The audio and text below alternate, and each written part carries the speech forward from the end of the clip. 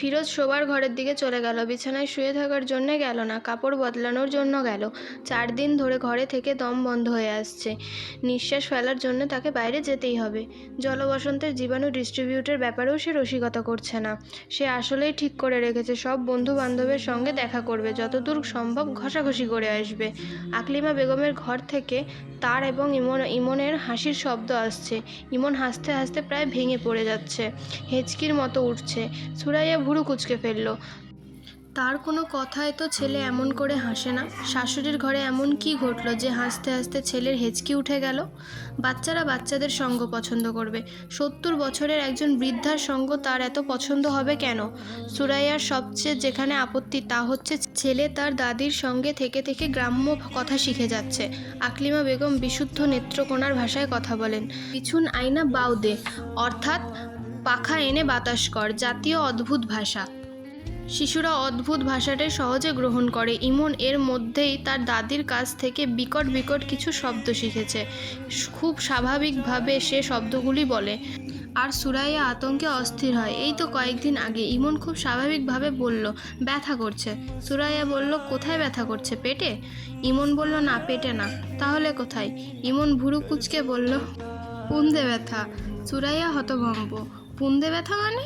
এটা কোন ধরনের ভাষা? সুরাইয়া প্রায় কেঁদে ফেলার উপক্রম করলো। এই ছেলে কী সব ভাষা শিখছে? ইমন সরু চোখ করে মার দিকে তাকিয়ে আছে। তার কোথাও কোনো ব্যথা নেই। সে একটা নতুন শব্দ শিখেছে। মার উপর সে এই শব্দ প্রভাব লক্ষ্য করছে, বুঝতে পারছে প্রভাব ভয়াবহ। কাজেই এই শব্দ তাকে আরও ব্যবহার করতে হবে। সুরাইয়া শাশুড়িকে এইসব নিয়ে কিছু বলতে পারছে না। তিনি যদি তাদের সাথে স্থায়ীভাবে থাকতেন, সুরাইয়া অবশ্যই বলতো। তিনি প্রতি বছর মাসখানিকের জন্য ছেলের কাছে থাকতে আসেন।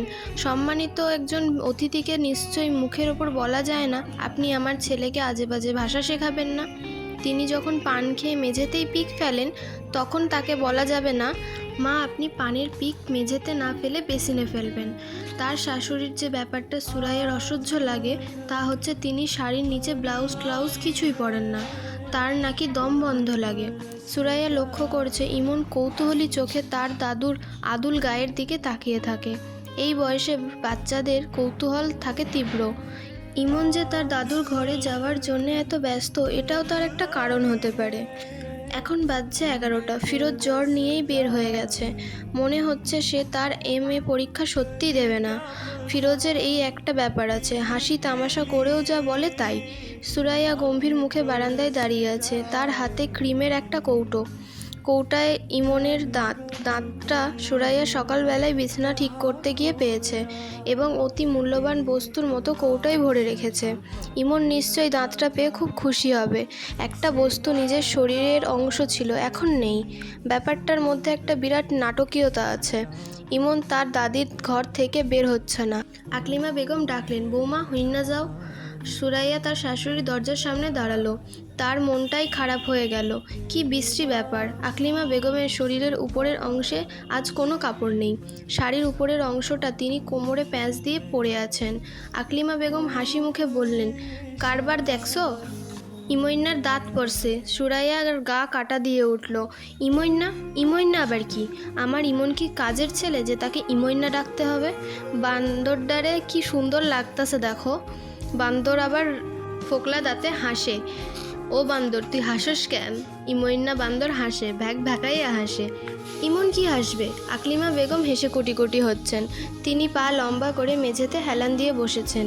ইমন বসে আছে তার ছড়ানো পায়ের উপর।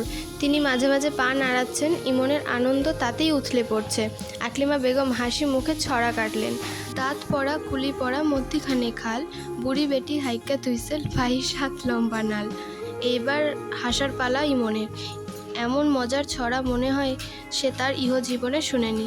সুরাইয়া কঠিন গলায় বলল, ইমন আসো তো। আকলিমা বেগম বললেন, থাউক না, খেলতাছে খেলুক, তুমি তোমার কাম করো। ও ইমইন্না, দাঁতের ফাঁক দিয়া ছেপ্পাল দেহি। ইমন দাঁতের ফাঁক দিয়ে পিচ করে থুতু ফেললো। সেই থুতু পড়লো তার দাদির গায়ে। তিনি হেসে কুটি কুটি হচ্ছেন, আর নাতিও হেসে ভেঙে পড়ছে। আনন্দে রাত যেন বান ডেকেছে। সুরাইয়া তাকালো ছেলের দিকে। ছেলে চোখ বড় বড় করে মাকে দেখছে। সুরাইয়ার বুকের ভেতর হঠাৎ মোচড় দিয়ে উঠল। আহারে, ছেলেটাকে কি সুন্দর লাগছে! সত্যি সত্যি কাঁচা হলুদ গায়ের রং। সুরাইয়া সুরাইয়া নিজে এত ফর্সা না, তার বাবাও না, ছেলে এমন গায়ের রং পেল কোথায়?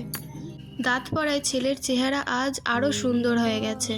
দাঁত পড়া ছেলেটার অদ্ভুত মুখটায় ক্রমাগত চুমু খেতে ইচ্ছে করছে। শাশুড়ির পায়ের উপর থেকে ছেলেটাকে জোর করে ধরে নিয়ে আসলে কেমন হয়? খুব ভালো হয়, কিন্তু সম্ভব না। সুরাইয়া চলে এলো। তার ইচ্ছে করছে ইমনের বাবার অফিসে একটা টেলিফোন করতে। টেলিফোন করাও সমস্যা, তাদের টেলিফোন নেই। বাড়িওয়ালার বাসা থেকে টেলিফোন করতে হয়। বাড়িওয়ালা বাসায় থাকলে কিছু বলেন না, কিন্তু তিনি বাসায় না থাকলে তার স্ত্রী খুব ব্যাকা ব্যাকাভাবে কিছু কথা শুনিয়ে দেয়। তাছাড়া কারণে অকারণে টেলিফোন করা ইমনের বাবাও পছন্দ করে না। হাসানুজ্জামান অনেকবার বলেছে এক্সট্রিম এমার্জেন্সি ছাড়া টেলিফোন করবে না। আমার টেবিলে টেলিফোন থাকে না, বড় সাহেবের টেবিলের টেলিফোন। ওনার সামনে এসে কথা বলতে হয়, উনি মুখের দিকে তাকিয়ে থাকেন, খুব অস্বস্তি লাগে। টেলিফোন ইমনের বাবার সঙ্গে কথা বলতে সুরাইয়ার খুব ভালো লাগে। তার গলাটা টেলিফোনে সম্পূর্ণ অন্যরকম শোনা যায়, খুব আন্তরিক লাগে। মনে হয় গম্ভীর ধরনের একজন মানুষ মায়া মায়া গলায় কথা বলছে। সুরাইয়ার একটা ছেলে মানুষের স্বপ্ন হচ্ছে কোনো একদিন তাদের টেলিফোন আসবে এবং সে তখন রোজ 1 ঘন্টা করে ইমনের বাবার সঙ্গে কথা বলবে। মানুষটা বিরক্ত হোক বা রাগ হোক, কিছু যায় আসে না, কথা সে বলবেই। হ্যালো এভরিওয়ান, আমি বর্ষা। আমি অপেক্ষা গল্পের 2য়তম পর্ব পড়ে শোনাচ্ছি। আমার কণ্ঠে গল্পটি ভালো লাগলে লাইক, কমেন্ট, শেয়ার করুন, ফলো এবং সাবস্ক্রাইব করে পাশে থাকুন। আস্তে আস্তে চেষ্টা করবো আরও বেশি করে পর্ব দেওয়ার। Bye bye.